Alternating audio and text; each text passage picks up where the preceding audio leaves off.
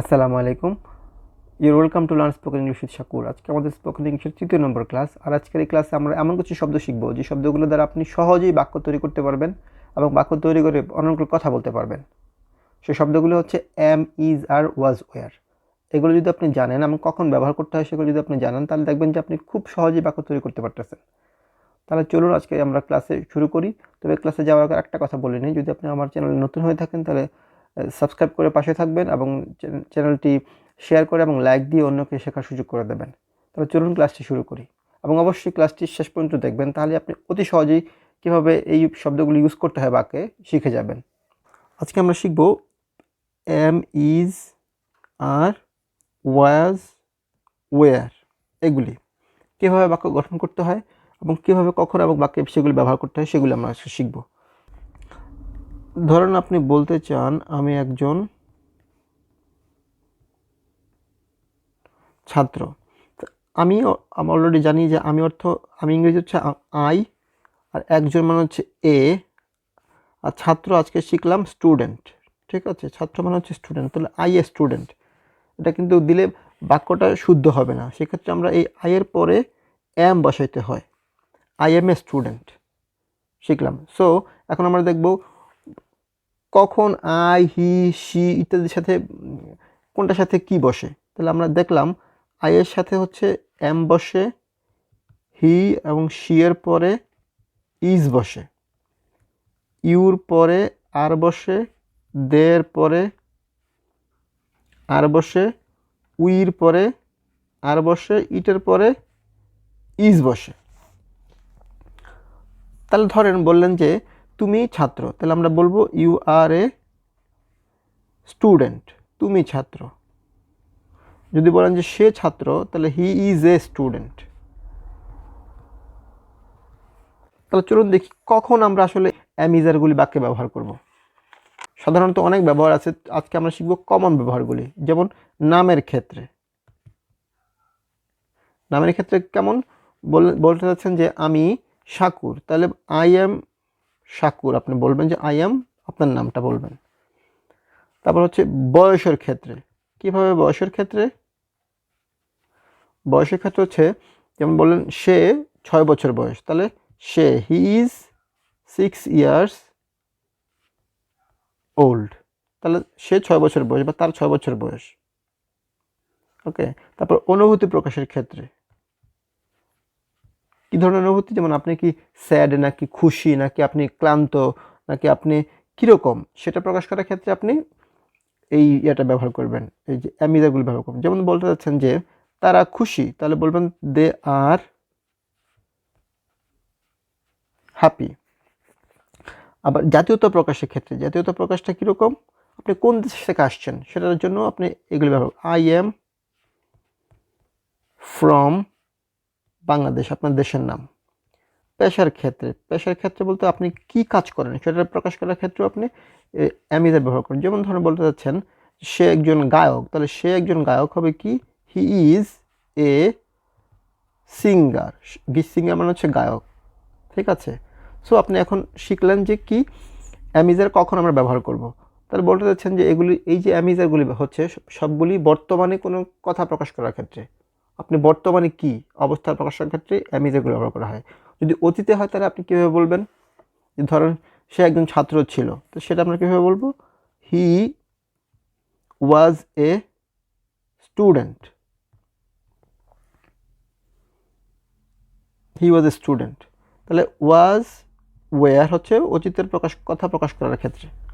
ঠিক আছে। So was were কখন বসবে, আই এর সাথে হবে ওয়াজ, ইউর সাথে হবে ওয়ার, হি অথবা শি এর সাথে হবে ওয়াজ, দের সাথে হবে ওয়ার, উইর সাথে হবে ওয়ার, ইটের সাথে হবে ওয়াজ। সো আমরা জেনে গেলাম অ্যামিজার এবং ওয়াজ ওয়ার কখন ব্যবহার করতে হয়। এখন আমরা যদি বলতে চাই যে যে এই বাক্যগুলি দ্বারা না বোধক কোনো বাক্য তৈরি করতে চাই, যে ধরেন আমি ছাত্র নই, আমি ছাত্র নই, আমরা জানি এই কথাটাকে যদি আপনি না বোধক বাক্য তৈরি করতে চান তাহলে কীভাবে বলবেন। এটা হচ্ছে আমি ছাত্র, তাহলে আমি ছাত্র নই, তাহলে আই এম এর পরে নট যোগ করে দিলে আমি ছাত্র নই হয়ে যাবে সবসময়। তখন তুমি ছাত্র নও, তাহলে you are not a student, তুমি ছাত্র নয়। যে বলতে চাচ্ছেন যে তারা ছাত্র নয়, তাহলে দে আর নট স্টুডেন্ট। ঠিক আছে, সো এখন আমরা জানলাম কীভাবে নাবোধক বাক্য তৈরি করতে হয়। এখন আমরা শিখবো কীভাবে সেগুলো কোশ্চেন তৈরি করতে হয়। যেমন ধরেন তারা কি ছাত্র, তাহলে তারা কি ছাত্র, তারা কি ছাত্রটা কি হবে, আমরা যদি বলি তারা ছাত্র, দে আর স্টুডেন্ট। ঠিক আছে, এখন যদি বলেন তারা কি ছাত্র, কীভাবে বলবেন, এই যে আটটা ঠিক দেয়ার আগে চলে আসবে যখন আপনি কোশ্চেন করতে চান। Are the student, are the student, তারা কি ছাত্র, আমি কি ছাত্র, তাহলে আই এম এ স্টুডেন্ট হচ্ছে নর্মাল বাক্যটা, আই এম এ স্টুডেন্ট। আর তাহলে যদি আপনি চাচ্ছেন যে কোশ্চেন করতে, তাহলে আমি কি ছাত্র, তাহলে এম আই এ স্টুডেন্ট। আমাকে কমেন্ট বক্সে জানান যে তোমরা কি ছাত্র কেমনে হবে। আমাকে কমেন্ট বক্সে লিখে জানান তোমরা কি ছাত্রটা কীভাবে হবে, ইংলিশটা কী হবে। আমরা এখন শিখলাম নাবোধক কীভাবে তৈরি করতে হয়। এখন আমরা শিখব এবং এই নাবোধক কীভাবে কোশ্চেন তৈরি করতে হয়। যেমন ধরেন আপনি বলতে যাচ্ছেন তুমি কি ছাত্র নও, তাহলে তুমি কি ছাত্র নও, আমরা যদি বলি ইউ আর এ স্টুডেন্ট, হ্যাঁ, তুমি ছাত্র, ইউ আর নট স্টুডেন্ট,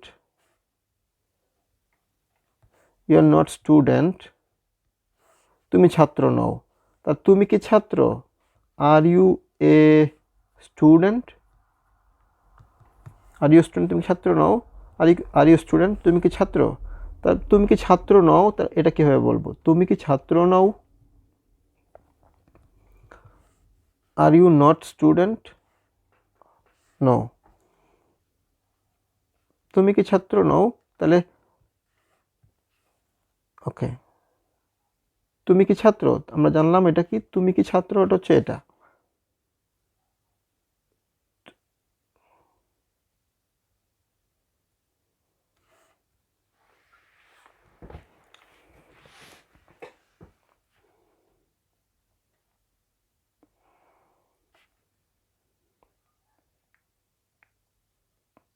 তুমি ছাত্র নও, তুমি ছাত্র নও যদি আমরা বলি,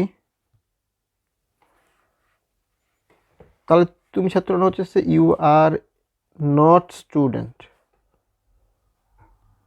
ইউ আর নট স্টুডেন্ট, তুমি ছাত্র নও। যদি আমরা একটা কোশ্চেন করতে চাই, ইউ আর নট স্টুডেন্ট, তুমি ছাত্র নও। আপনি যদি বলতে চান তুমি কি ছাত্র নও, তাহলে এই ক্ষেত্রে আমরা এই আর নটটা ইউর আগে চলে আসবে, তাহলে are not you a student, তুমি কি ছাত্র নও। এই ক্ষেত্রে একটু ব্যতিক্রম, সেটা হচ্ছে এম আই নটটা এখানেই থাকবে, am I not student, am I not student, আমি কি ছাত্র নই। তাহলে তারা কি ছাত্র নয়, নর্মালি বাক্যটা হচ্ছে দে আর নট স্টুডেন্ট, তারা ছাত্র নয়। তারা কি ছাত্র নয়, আর নট, এর আর নটটা একসাথে চলে আসবে, আর নট দে স্টুডেন্ট, তারা কি ছাত্র নয়। তো শিক্ষার্থী বন্ধুরা, আশা করি আপনারা অলরেডি এই অ্যামিজার ব্যবহারটা বুঝে গেছেন এবং কীভাবে সেগুলো দ্বারা নেগেটিভ বাক্য পজিটিভ বাক্য তৈরি করতে হয় বুঝে গেছেন। যদি বুঝতে এখন অসুবিধা হয় তাহলে আপনি আমাকে কমেন্ট বক্সে জানাতে পারেন কোনটা বুঝতে অসুবিধা হয়, তাহলে আমি সেটাকে আবার ক্লারিফাই করার চেষ্টা করব। এবং অবশ্যই ভিডিওটি ভালো লাগলে এবং শেয়ার করে অন্য বন্ধুকে শেখার সুযোগ করে দেবেন এবং পরবর্তী লেসনগুলি শেখার জন্য আপনাকে অসংখ্য আমন্ত্রণ জানিয়ে আজকের মতো এখানেই সমাপ্ত করছি। Thank you very much for watching and keep practising.